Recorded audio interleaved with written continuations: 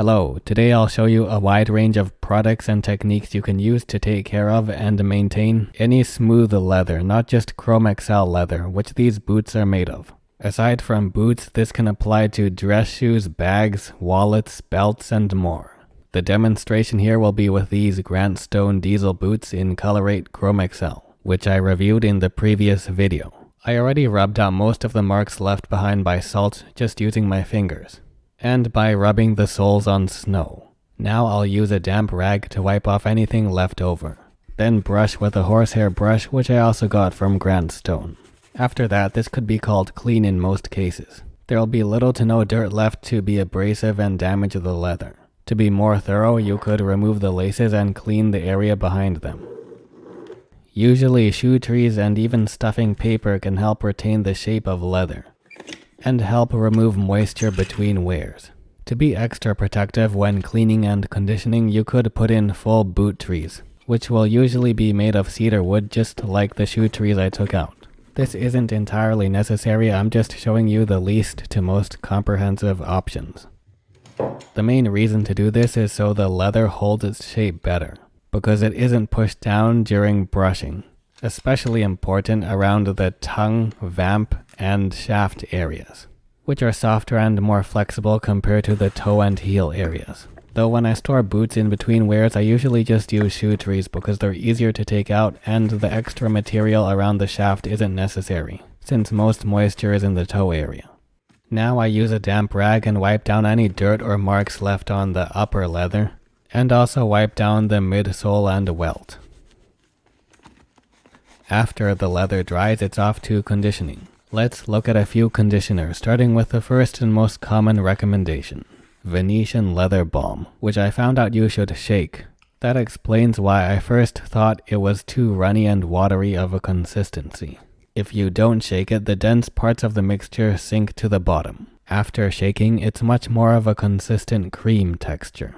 I can see why this is a common suggestion for almost all kinds of leather. It's neutral, so it can go on any color of leather with little to no darkening or lightening, and it spreads into leather quite easily, having a good balance between oils and waxes.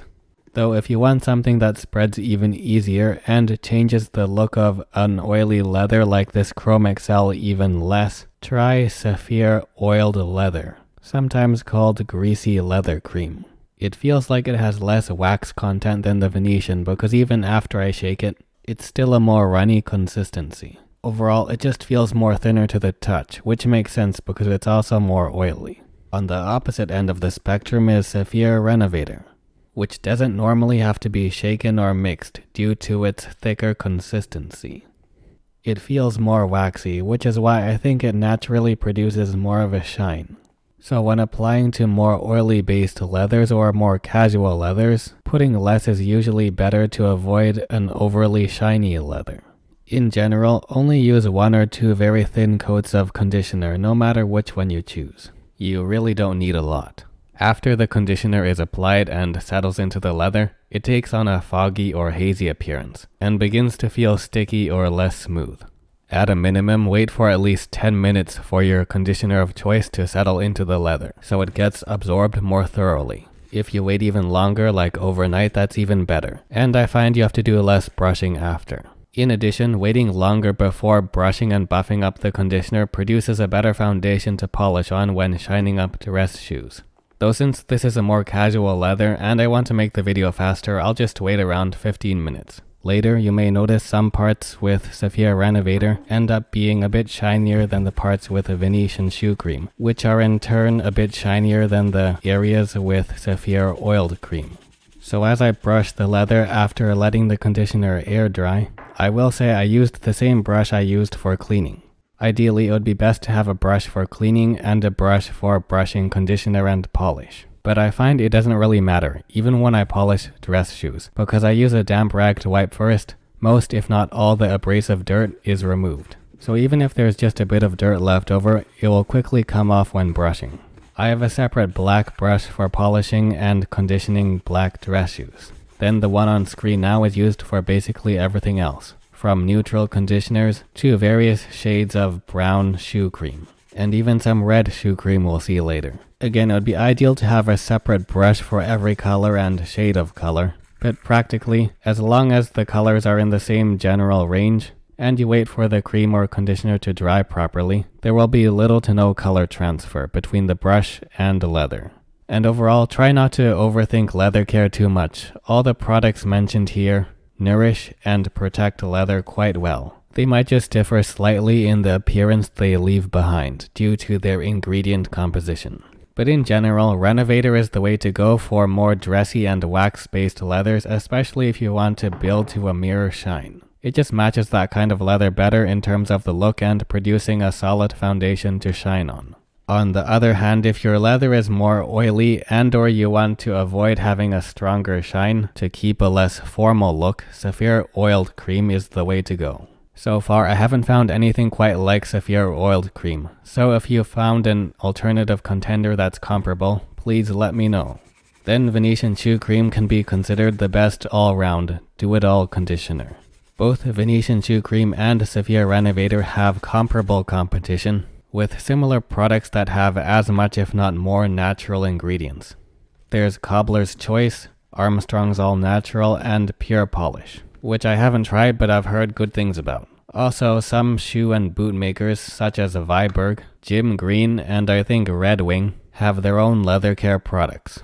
Regardless of what you choose, as long as there are natural oils and waxes, it can usually get the job done. Back to the topic of brushing, it helps the conditioner spread more evenly and get absorbed better, due in part to the light friction that produces some heat, along with the firm yet soft qualities of a natural fiber like horsehair. For more shine, just brush more and you'll be surprised by how bright the leather can get. Now, if you want to restore or maintain the vibrant color of your leather, such as the red in this Colorate Chrome XL, you need to find a colored shoe cream, which will be quite similar to the neutral colored conditioners used earlier. But they will have pigment for color and usually have a higher wax concentration, so they're often thicker, meaning they won't usually have to be shaken or mixed. For the majority of most people, black or some shade of medium to dark brown will be the most common choices. So you can often find this kind of colored cream from brands other than Saphir, like from the aforementioned Cobbler's Choice, Armstrong's All Natural, and Pure Polish. Though if you want to get a closer match to a particular color like this kind of red, Saphir is still the way to go in terms of the vast amount of color selection. The reason I mention these brands is because they have a higher portion of natural ingredients and use little to no petroleum-based ingredients to the best of my knowledge. That being said, I would still normally wear gloves and use a cloth to apply. Just because there are natural ingredients, I still might not want to have them contact my skin, especially in high concentrations. I use a paper towel here so it's easier to see the color of the cream before and during application on the leather. This looks and feels like tomato paste or a thin strawberry jam, but it definitely doesn't smell like it. Though since they're mostly natural ingredients, it's a far better smell than petroleum-based creams. In fact, I hear lots of people like the smell of Saphir and similar leather care products. Don't worry if you get some on the welt or midsole area, it can be wiped off easily. Now for a medium brown which closely matches the midsole. Again, I'll use a paper towel and a Q-tip for some white contrast to more easily see how the cream looks before and during application on the leather. Using an old rag or cloth can also get the job done. The cream isn't entirely necessary, but a little more nourishment, protection, and reinvigorating the color doesn't hurt.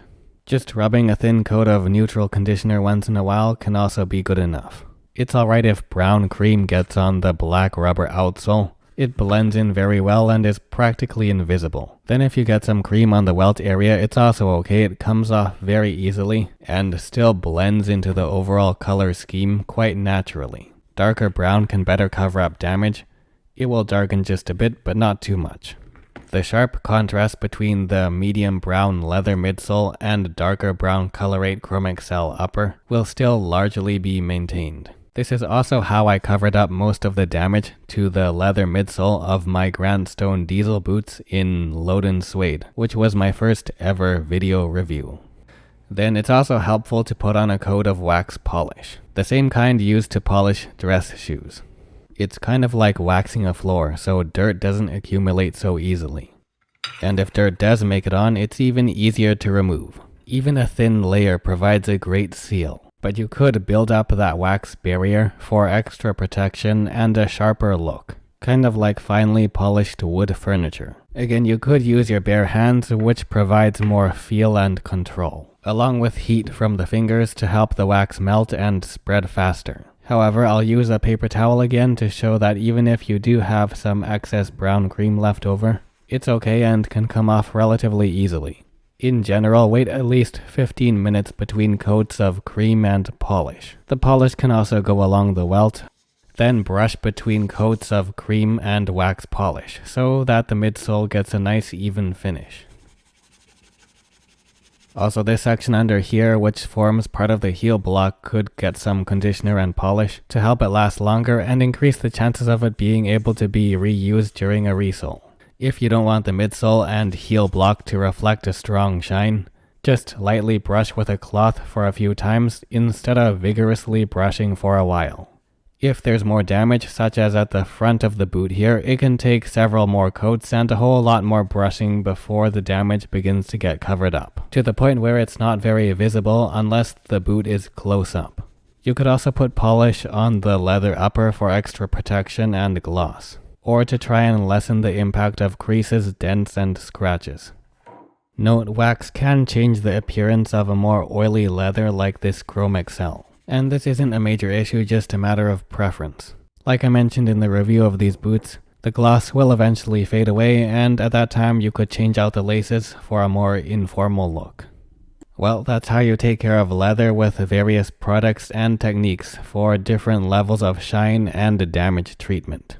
Looking back at this footage, I could have put less conditioner and brushed more, as evidenced by the foggy haze that still remains at some areas away from the toe area. Well, that's what I get for doing this looking through the camera the entire time. But that's alright, this is just a demonstration and these are more casual boots, not some dress shoes, so I'm alright with it. I could just brush more if I want a more uniform glow. If there's enough interest, I can pick up where this video leaves off and show the next steps, polishing towards a mirror shine, with more formal leathers on other boots or dress shoes. Anyhow, these look and feel much better now. After removing the boot trees, the leather still maintains a firm yet pliable structure, without being dry or rough anymore, ensuring this leather will last even longer and keep looking great.